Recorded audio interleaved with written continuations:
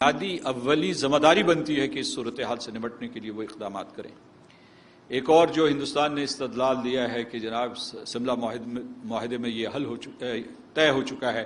کہ یہ مسئلہ جو ہے دو طرفہ ہے اور صرف ہندوستان اور پاکستان جو ہے اس کے اوپر کوئی اقدام کریں گے۔ بالکل غلط۔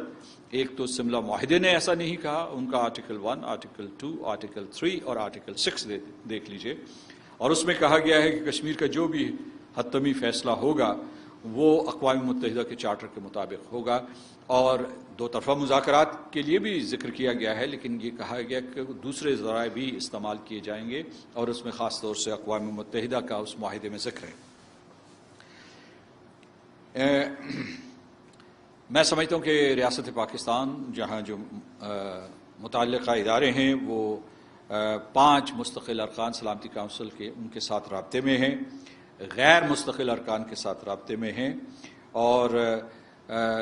اب جو آنے والے دنوں میں ہمیں یہ کرنا چاہیے، آنے کا راستہ یہ ہے کہ ہم جو ہے سب سے زیادہ انحصار آپ پہ کریں گے، لہٰذا اتنی بڑی تعداد میں آپ کی یہاں موجودگی حوصلہ افزا ہے۔ جو ذرائع ابلاغ کے نمائندے ہیں، جو آپ کے نیٹ ورکس ہیں، یعنی آپ میں سے ایک شخص یہاں بیٹھا ہوا ہے، لیکن اگر آپ کا نیٹ ورک دیکھا جائے تو وہ ہزاروں پہ محیط ہوگا، ہزاروں تک پھیلا ہوا ہوگا۔ میں آپ سے یہ اپیل کرتا ہوں کہ اس نیٹ ورک کو استعمال کیجیے، مظلوم اور محکوم کشمیریوں کی آواز ان تک پہنچائیے۔ اور آپ کچھ کہنا چاہتے ہیں یا غور و فکر کر رہے ہیں؟ اچھا، تو اسی طریقے سے یعنی آپ کی بہت بڑی ذمہ داری بنتی ہے۔ ذرائع ابلاغ میں ماشاءاللہ یہاں پاکستان کے صحافیوں نے، لکھنے والوں نے بڑی مہارت حاصل کی ہے، اور وہ جو نشریات کے بنیادی آداب ہوتے ہیں، یا جیسے اسکرپٹ لکھا جاتا ہے، یا جیسے دوسرے کو سمجھا جاتا ہے اور اپنا نقطہ نظر پیش کیا جاتا ہے، جیسے ایجنڈا سیٹنگ کی جاتی ہے، یہ سارے کے سارے اسرار و رموز آپ جان چکے ہیں۔ تو میری آپ سے اپیل یہ ہے کہ اسے کشمیر کے لیے اور پاکستان کی مضبوطی کے لیے اور استحکام کے لیے استعمال کریں۔ دوسری چیز میں یہ کہنا چاہتا ہوں کہ میں کل پارلیمنٹ میں موجود تھا، وہاں جو ان کی نیشنل سیکیورٹی کمیٹی ہے اس کا اجلاس ہوا، اور اس سے پہلے پارلیمنٹ کا ایک مشترکہ اجلاس ہوا تھا جس کے اسپیکر صاحب نے صدارت کی تھی اور چیئرمین سینٹ نے کی تھی، اور انہوں نے ایک مشترکہ ریزولوشن بھی پاس کیا ہے۔ یہ دونوں قائدین جو ہیں یہ اس وقت مسلسل دنیا بھر کے چیئرمین سینٹس اور اسپیکرز کے ساتھ رابطے میں ہیں۔ یہ پارلیمانی ڈپلومیسی ہے جس کا آغاز ہو گیا ہے، اور انہوں نے یہ کہا ہے کہ وہ دنیا کی ہر پارلیمنٹ کا دروازہ کھٹکھٹائیں گے کشمیریوں کے لیے انصاف لینے کے لیے۔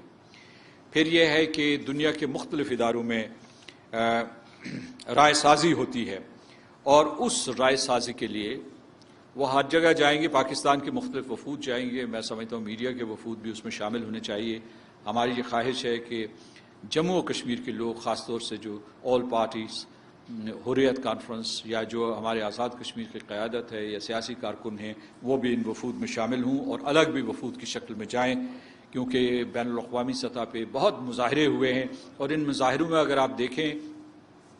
تو صرف پاکستانی اور کشمیری موجود نہیں تھے، اس میں برطانیہ ہو، یورپ ہو، برسلز کی میں بات کر رہا ہوں، امریکہ ہو، اس میں وہاں کے لوگ امریکی، برطانوی اور پھر جو ہے یورپین جو ہیں وہ شامل ہیں، اور اس چیز کو ہم آگے بڑھانا چاہتے ہیں، کیونکہ اب آپ کی جو ہے دنیا کی پارلیمنٹس میں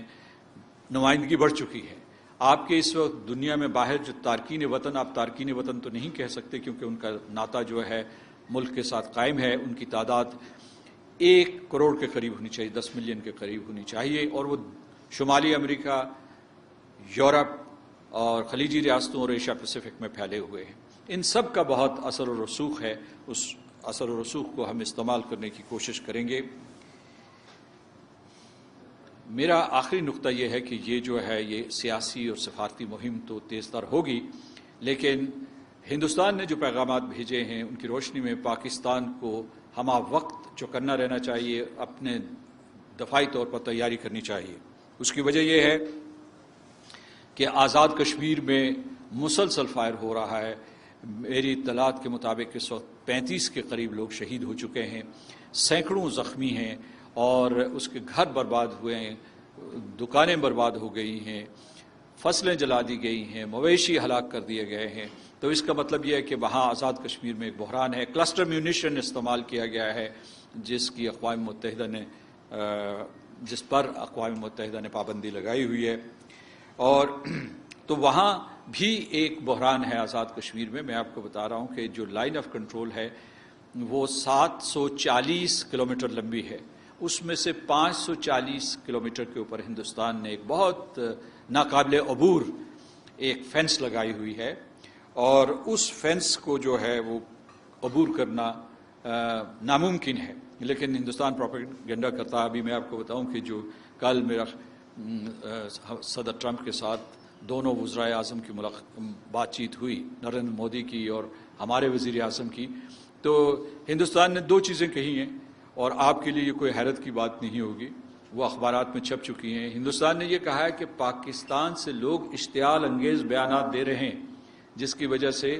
امن قائم نہیں ہو رہا. تو آپ نے ہماری زمین کے اوپر اور اس سے زیادہ کشمیریوں کی زمین کے اوپر قبضہ کیا، ان کو نوآبادی بنایا، ان کو مار رہے ہیں 5 اگست سے برے طریقے سے، جنگ کا نشانہ بنا رہے ہیں، غیر مسلح لوگوں کو مار رہے ہیں، گھروں میں باندھ کے مار رہے ہیں، گھروں میں قید کر کے مار رہے ہیں. تو یہاں سے جو بیانات آ رہے ہیں وہ اشتعال انگیز ہیں. اور راجناتھ سنگھ نے پرسوں یہ کہا کہ اگرچہ انہوں نے یہ قسم کھائی ہے یا ان کا یہ ڈاکٹرن ہے کہ وہ نیوکلیئر اسلحہ کو پہلے استعمال نہیں کریں گے، وہ نو فرسٹ یوز کے اوپر یقین نہیں رکھتے ہیں، لیکن ساتھ ہی یہ کہہ دیا کہ حالات کو دیکھ کر ہم فیصلہ کریں گے. تو یہ انہوں نے ایک قسم کی دھمکی دی ہے کہ وہ نیوکلیئر اسلحہ استعمال کریں گے. تو جو نریندر مودی نے فروری میں بیان دیا تھا کہ میں نیوکلیئر اسلحہ کو پاکستان کے خلاف استعمال کروں گا، یا ان کے سابق وزیر دفاع منوہر پاریکر نے 2016 میں بیان دیا تھا کہ ہم پاکستان میں دہشت گرد بھی بھیجیں گے، اور وہ بھیج رہے ہیں، اس میں کوئی شک نہیں ہے. اس میں اس نے صیغہ استعمال کیا تھا مستقبل کا، حالانکہ وہ ماضی میں بھی ایسا کرتے آئے ہیں. تو مطلب یہ ہے کہ وہ کہتے ہیں یہ بیانات کیا امن و راشدی کے بیانات ہیں، اور پاکستان کے لوگ جو احتجاج کر رہے ہیں اور کہتے ہیں کہ ان غیر قانونی اقدامات کو مسترد کرو، اسے وہ کہہ رہا ہے اشتعال انگیز بیانات پاکستان کی طرف سے آ رہے ہیں جس کی وجہ سے حالات خراب ہو رہے ہیں. دوسرا اس نے بیان یہ دیا ہے، اس نے یہ کہا ہے کہ سرحد پار سے دہشت گردی ہو رہی ہے. بھئی کوئی ثبوت تو دو. میں نے آپ سے ذکر کیا کہ 540 کلومیٹر لمبی جو ایل او سی ہے اس کے اوپر اتنی بڑی فینس بنائی ہے جسے عبور کرنا انسان تو چھوڑ دیجئے، پرندے اور جانور کے لیے بھی ناممکن ہے. اور اس کی 2 تہیں ہیں، ان کے درمیان لینڈ مائنز ہیں، وہ پھر اس کے اوپر موشن سینسرز استعمال کر رہے ہیں، اس کے بعد ریموٹ سینسنگ استعمال کر رہے ہیں، الیکٹرانک سرویلنس ہے، اور الیکٹریفیکیشن ہے کئی جگہوں کے اوپر. تو یہاں سے تو کوئی نہیں جا رہا. میرا خیال ہے کہ انہیں جو ہے مطلب اتنے بوکھلا گئے ہیں کہ انہیں یا تو خیر میرا خیال ہے کہ انہوں نے یہ بالکل جھوٹ یہ کہا، اتنے بوکھلا گئے ہیں کہ انہیں جو ہے بھوت نظر آ رہے ہیں یہاں سے کہیں سے، کیونکہ یہاں سے تو کوئی ان کی طرف کچھ نہیں بھیج رہا. اور یہ انہوں نے امریکہ کے صدر کو گمراہ کرنے کی ناکام کوشش کی ہے. دوسرا یہ ہے کہ قوم کو اس لیے تیار رہنا چاہیے، آزاد کشمیر اور پاکستان کے لوگوں کو، کیونکہ اس قسم کی انٹیلیجنس ملی ہے، اور خود ہندوستانی لیڈرز نے یہ کہا ہے، مطلب ہے انٹیلیجنس الگ، انہوں نے واضح بیانات دیے ہیں کہ وہ آزاد کشمیر کے اوپر حملہ کریں گے، اور آزاد کشمیر کے لوگ اور پاکستان کے لوگ اس کے لیے تیار ہیں. دوسرا یہ ہے کہ وہ مقبوضہ کشمیر کے اندر ایک مرتبہ پھر جعلی دہشت گردی کا واقعہ کروائیں گے، جس کو کہیں گے فالس فلیگ آپریشن، اور اس کا الزام پاکستان کو دیں گے یا جموں اور کشمیر کے آزاد کشمیر کے لوگوں کو دیں گے. آزاد کشمیر پر حملہ کرنے کا بیان راجناتھ سنگھ نے دیا ہے، اور ان کے دوسرے جو انتہا پسند لیڈرز نے دیا ہے، امت شاہ نے دیا ہے، دوسرے لوگوں نے دیا. سن لیں، یہ وہ علاقہ ہے آزاد کشمیر اور گلگت بلتستان کہ ہم نے یہ علاقہ، اس علاقے کے لوگوں نے یہ جنگ آزادی لڑ کر یہ علاقہ آزاد کروایا تھا. پہلے ڈوگرا فوج کو پسپا کیا تھا، اور اس کے بعد جو ہے ہندوستان نے یہ علاقہ دوبارہ واپس لینے کی کوشش کی تھی، ری کیپچر کرنے کی کوشش کی تھی، اور ان کو منہ کی کھانی پڑی تھی. اور میری اطلاع کے مطابق نہرو سے جب پوچھا گیا تھا کہ اس علاقے میں آگے بڑھیں تو اس نے کہا کہ نہ جانا، کیونکہ یہاں کے لوگ اتنے بہادر اور اتنے مضبوط اعصاب کے لوگ ہیں کہ یہ علاقہ تم ہندوستانی فوجیوں کے لیے قبرستان بن جائے گا۔ تو کسی غلط فہمی میں وہ نہ رہیں، یہ علاقہ ہم نے خون دے کے آزاد کروایا ہوا ہے، اور یہ پورے کا پورا علاقہ پاکستان کے لیے ایک دفاعی فصیل ہے۔ جرأت بھی نہ کریں اس قسم کی بات سوچنے کی، عمل کرنا تو بہت دور کی بات ہے۔ دوسرا یہ ہے کہ اس نے، جیسا کہ میں نے پہلے ذکر کیا، راج ناتھ سنگھ نے اور دوسرے ہندوستانی انتہا پسند لیڈروں نے پاکستان کے اوپر ایک براہ راست حملے کی دھمکی دی ہے، جس کی ہم شدید مذمت کرتے ہیں۔ اور پھر یہ ہے کہ بڑے عرصے سے کرتی چلی آ رہی ہے، لیکن اب انہوں نے اسے کھل کر کہنا شروع کر دیا ہے کہ وہ پاکستان میں دو قسم کے حملے کریں گے، ایک درپردہ جنگ کے ذریعے اور دوسرے جو ہے دہشت گردی کے ذریعے، اور ان کے مقابلے کے لیے بھی قوم کو متحد ہو کر تیاری کرنی چاہیے، اور یہ بھی فوج کے ڈومین میں آتا ہے، یہ ہماری سیکیورٹی ایجنسیز کے، لیکن اس میں قوم کا ایک بہت ہی اہم ترین کردار ہے۔ میں آخر میں یہ کہنا چاہتا ہوں کہ پاکستان کے لوگ، آزاد کشمیر کے لوگ پرعزم ہیں، بہادر ہیں، جرأت مند ہیں، مادر وطن کی حفاظت کریں گے اور ہندوستان کے تمام منصوبوں کو ناکام کریں گے۔ لیکن اس وقت ہمارے اوپر دو فرض عائد ہوتے ہیں۔ پہلا یہ کہ کشمیر میں اس سیاسی اور صفاتی جنگ کے ذریعے قتل عام کو کیسے روکا جائے، اور دوسرا یہ ہے کہ ہندوستان کے ان غیر قانونی اقدامات کی مخالفت کیسے کی جائے اور ان کو ناکام کیسے بنایا جائے۔ یہ ہمارے پاس فریضے، اور دوسرا جو میں نے پہلے کہا تھا کہ مسئلہ کشمیر کو ہمیں حل کرنا چاہیے، اور اس کے لیے سلامتی کونسل کو قیادت کا مظاہرہ کرنا چاہیے۔ بہت بہت شکریہ جناب فرحان بخاری صاحب۔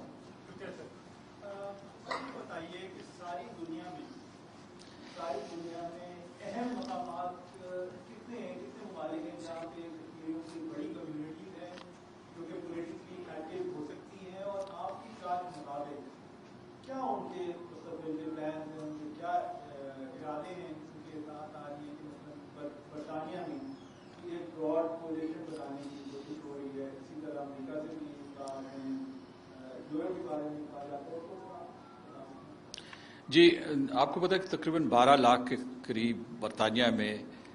کشمیر سے تعلق رکھنے والے شہری ہیں، اور پاکستان جن کا تعلق پاکستان کی سرزمین سے ہے، ان کو ملا کے تو 14 سے 16 لاکھ کے قریب لوگ وہاں موجود ہوں گے۔ تو ان کا جو ہے وہاں کی پارلیمنٹ پہ سیاسی زندگی میں بہت اہم کردار ہے۔ 12 کے قریب ہمارے ایم پیز وہاں موجود ہیں پارلیمنٹ میں۔ اب نئے انتخابات ہوں گے تو دیکھیں گے کہ ان کی تعداد کیا ہوتی ہے، اور اس کے بعد پیئرز بھی موجود ہیں، 4 کے قریب کم از کم پیئرز موجود ہیں، یعنی لارڈز موجود ہیں، کشمیری اور پاکستانی، یعنی یہ مطلب یہ کہ کشمیری نژاد ہیں یا پاکستانی نژاد ہیں، اور وہ وہاں موجود ہیں۔ دوسرا یہ ہے کہ لیبر پارٹی، ان کے جو لیڈر ہیں جیریمی کوربن، انہوں نے بہت واضح بیان دیا ہے کشمیریوں کی حمایت میں اور پاکستان کے موقف کی تائید کی ہے۔ اس کے علاوہ 20 ایم پیز نے، جس میں صرف جو ہے وہ پاکستانی یا کشمیری اوریجن کے ایم پیز نہیں ہیں، وہاں کے جو ایم پیز ہیں جو یورپین پارلیمنٹ میں متحرک ہیں یا یہاں جو ہے برطانیہ کی سیاست میں ان کا بڑا کردار ہے، انہوں نے سیکرٹری جنرل کو اور president of the security council کو خطوط لکھے ہیں اور احتجاج کیا ہے ہندوستان کے اس پورے کے پورے اقدام کے اوپر۔ پھر یہ ہے کہ یہ میں آپ کو بتاتا ہوں کہ برطانیہ میں ایک کل جماعتی گروپ ہے جس کو کہتے ہیں آل پارٹی پارلیمنٹری کشمیر گروپ، اور اس کے تقریباً 76 ارکان ہیں، اور اس میں لیبر سے بھی نمائندے ہیں، کنسرویٹو سے بھی ہیں، اور لب ڈیم سے بھی ہیں، اور ایس این پی سے بھی ہیں۔ تو میں سمجھتا ہوں کہ برطانیہ میں بہت بڑا جماؤ ہے، نہ صرف آپ کی کمیونٹی کا، وہاں کو تقریباً آپ کے لگ بھگ 300 سے 400 کے قریب جو ہے وہ کاؤنسلرز بھی موجود ہیں، تو آپ گراس روٹ سطح پہ بھی متحرک ہیں۔ تو اسی طریقے سے یورپین پارلیمنٹ میں ایم پیز نے ایک ایسی فضا پیدا کی ہے جس کی وجہ سے اس سال یہ ممکن ہوا تھا کہ 19 فروری کو ایک اجلاس ہوا تھا، اس اجلاس میں، اور یہ ہیومن رائٹس کمیٹی، ان کی ہیومن رائٹس کمیٹی کی سب کمیٹی نے جو ہے ایک یورپین پارلیمنٹ کا اجلاس کیا تھا، اور اس میں انہوں نے مسئلہ کشمیر کو زیر بحث لایا، خصوصاً حقوق انسانی کے حوالے سے، اور پھر انہوں نے باقاعدہ جو high commissioner for human rights کی رپورٹ تھی 2018 کی، اس کی تائید کی اور اس کی سفارشات کی توثیق کی، اور کہا کہ کالے قوانین کو منسوخ کیا جائے، کشمیریوں کے حق خود ارادیت کو مانا جائے اور حقوق انسانی کو ختم کیا جائے، کیونکہ یہ جو پبلک سیفٹی ایکٹ ہے اور armed forces special powers act ہے، یہ امپیونٹی دیتے ہیں اور immunity from prosecution to the occupation troops, تو اس کے خلاف انہوں نے بات کی۔ اچھا، پھر جو ہے شمالی امریکہ میں آپ کے بہت سے لوگ موجود ہیں، کینیڈا میں ہیں، امریکہ میں ہیں، خلیجی ریاستوں میں موجود ہیں، اور ان کا بھی اچھا خاصا اثر ہے سیاست میں۔ اچھا، یہ بھی میں آپ کو بتاتا چلوں کہ یہ جس ڈائسپورا کمیونٹی کی ہم بات کر رہے ہیں، یہ 1960 یا 70 کی دہائی کی کمیونٹی نہیں ہے، جب لوگ گئے تھے ان کے پاس کوئی کسی قسم کی تعلیم نہیں تھی، کوئی کسی قسم کا ہنر نہیں تھا۔ اب یہ لوگ امیر بھی ہو چکے ہیں، سیاسی طور پر ان کا احترام بھی کیا جاتا ہے، ان کی عزت کی جاتی ہے، ان کو نمائندگی بھی دی جاتی ہے، اور ان کا اثر و رسوخ ہے۔ تو یہ ساری جگہ کی میں بات کر رہا ہوں، پورے یورپ کی بات کر رہا ہوں، خلیجی ریاستوں کی، جو ادھر بھی بڑی تعداد میں، ملیشیا، انڈونیشیا، یہاں تک کہ جاپان تک جو ہے لوگ موجود ہیں، کوریا میں بھی پاکستانی خاصے موجود ہیں۔ تو میرا مطلب یہ ہے کہ یہ آپ کو ایک سٹینڈنگ ایڈوانٹیج ہے جس کا آپ کو استعمال کرنا چاہیے۔ اس میں وہ کیا حکمت عملی اختیار کرتے ہیں، اس کے بارے میں ابھی فوری طور پر اطلاعات نہیں دے سکتا، لیکن انہوں نے یہ فیصلہ کیا ہے کہ وہ کشمیر کے مسئلے کے اوپر اور پاکستان کی سلامتی کے اوپر سیاست نہیں کریں گے، ان دو نکات کے اوپر وہ ایک دوسرے سے متفق رہیں گے۔ جناب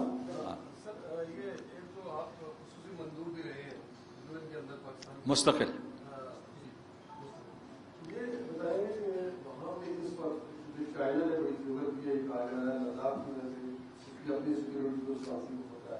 باقی 5 ممبرز میں سے آپ کیا سمجھتے ہیں کہ ہمارے لیول میں کتنے ممالک ہیں اور اس سے ہمیں فیوچر میں کیا فائدہ حاصل ہو سکتا ہے؟ اور دوسرا سوال ہے کہ عالمی چیز کی قدرت ملازمت میں توسیع کی گئی ہے، اس فیصلے کو آپ کیسے دیکھتے ہیں کیونکہ سیکورٹی اس وقت میں بڑا ایشو ہے؟ چین آپ کے ساتھ چٹان کی طرح کھڑا رہا، جو آپ کے وزیر خارجہ اور چین کے وزیر خارجہ اسٹیٹ کاؤنسلر وانگ کی ملاقات ہوئی تھی بیجنگ میں، اور اس کے بعد یہ سلامتی کونسل کے غیر رسمی اجلاس کا منعقد ہونا ممکن ہوا۔ تو ایک تو یہ بات ذہن میں رکھی گیا۔ دوسرا یہ ہے کہ روس نے پہلی مرتبہ ایک درمیانی پوزیشن لی ہے، اس کا جھکاؤ ہمیشہ ہندوستان کی طرف ہوتا تھا، لیکن اس مرتبہ اس نے یہ کیا ہے کہ جہاں اس نے 2 طرفہ معاہدوں کا ذکر کیا ہے، وہاں اقوام متحدہ کے چارٹر کا ذکر کیا ہے، اور اقوام متحدہ کی قراردادوں کا ذکر کیا ہے۔ تو میں سمجھتا ہوں کہ روس کی یہ پوزیشن بھی پاکستان کے لیے مددگار تھی۔ فرانس نے مخالفت کی تھی، یا اس کے کچھ تحفظات تھے، مخالفت نہ بھی کہیں تو اس کے تحفظات تھے، لیکن جو اندر اجلاس ہو رہا تھا ایک ایسا مرحلہ آیا کہ آپ نے فرانس کو بھی قائل کر لیا تھا،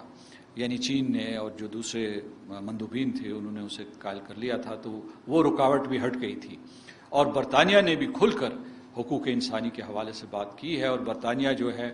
اپنی ایک خصوصی ذمہ داری محسوس کرتا ہے کہ اسے کشمیر کے حل کے سلسلے میں کوئی کردار ادا کرنا چاہیے۔ امریکہ کے بھارت کے ساتھ بہت گہرے تعلقات ہیں، اور میں سمجھتا ہوں کہ کچھ عرصہ پہلے ہی جو صدر ٹرمپ نے ثالثی کی پیشکش بھی کی تھی، اس کے کیا محرکات تھے اس کے بارے میں تجزیہ ہو رہا ہے، لیکن یہ میں آپ کو بتانا چاہتا ہوں کہ جو ان 4 ارکان نے نہ نہیں کہی، اسی کی وجہ سے یہ اجلاس ممکن ہوا۔ اس لیے یہ ہندوستان کی ایک طریقے سے شکست بھی ہے، کیونکہ ہندوستان نے سخت لابینگ کی تھی اور اس نے سر توڑ کوشش کی تھی کہ کسی طریقے سے یہ اجلاس نہ ہو سکے، تو لیکن یہ لوگ بھی انہوں نے ہاں کی اور تب وہ اجلاس ہو۔ میں آپ کو یہ بھی بتا دوں کہ سفارتکاری میں نتائج کا تعلق آپ کی محنت سے ہوتا ہے، اور آپ کی انجینیوٹی سے ہوتا ہے، اور آپ کی سکل سے ہوتا ہے، اور آپ کی ڈیلیجنس سے ہوتا ہے۔ تو آپ جتنی محنت کریں گے، آپ کا بھی دوستوں کا ایک نیٹ ورک ہے، آپ اسے استعمال کیجیے، اور جو لوگ اس وقت آپ کے ساتھ نہیں ہیں ان کی نا کو ہاں میں تبدیل کریں، اور جو لوگ فینس پہ بیٹھے ہوئے ہیں ان کو اپنی طرف لائیں، کشمیر کی خاطر، پاکستان کی خاطر۔ اور جو آپ نے دوسرا سوال پوچھا ہے اس کے اوپر میں تبصرہ نہ کروں تو بہتر ہے، کیونکہ اس کا جواز خود وزیر اعظم پاکستان نے دے دیا ہے کہ موجودہ سیکیورٹی کے حالات کی وجہ سے یہ فیصلہ کیا گیا ہے۔ یہ کہاں سے؟ ہاں ہاں جی،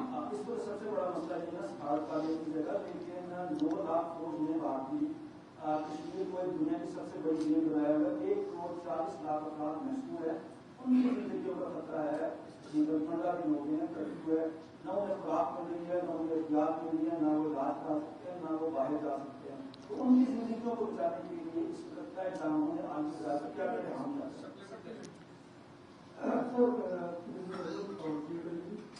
ہم سفارتکاری کی بات کرتے ہیں، اخلاقی، سیاسی لحاظ کے وغیرہ، تو ہمیں عام پاکستانی میڈیا آؤٹلیٹ یہ کوشچن کرتے ہیں کہ کیا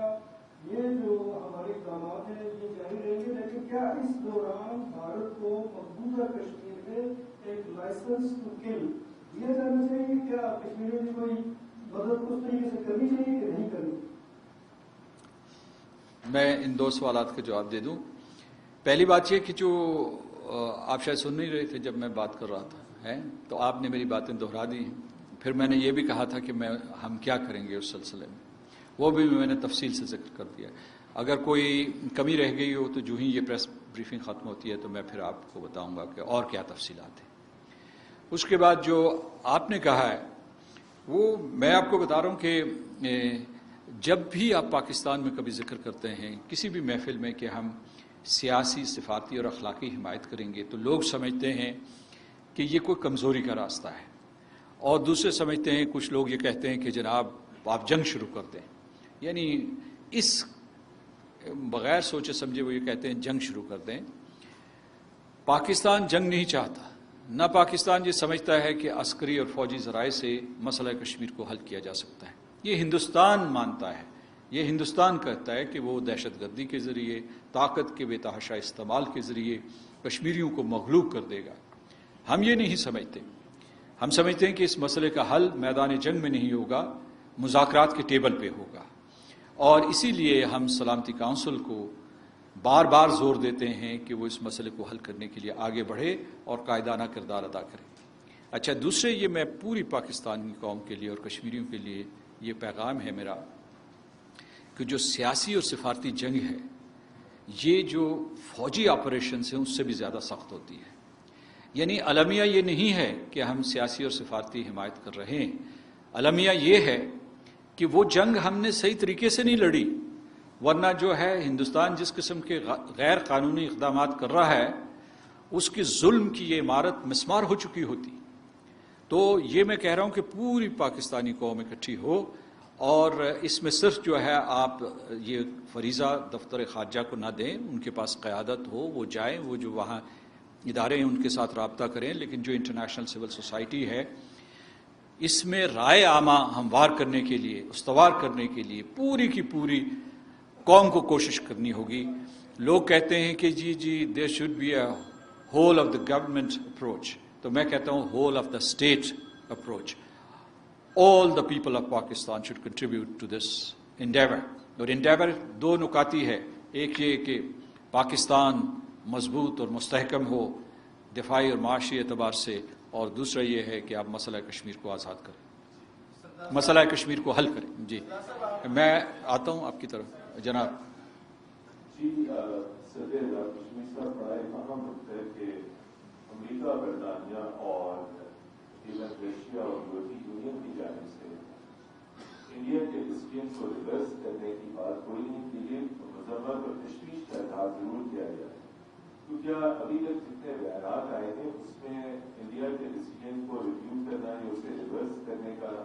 نہیں کہا گیا۔ کیا یہ کسی اسکرپٹ کے مطابق تو نہیں؟ عالمی طاقتوں کو ہندوستان کے اس فیصلے کا کیا ایڈوانس میں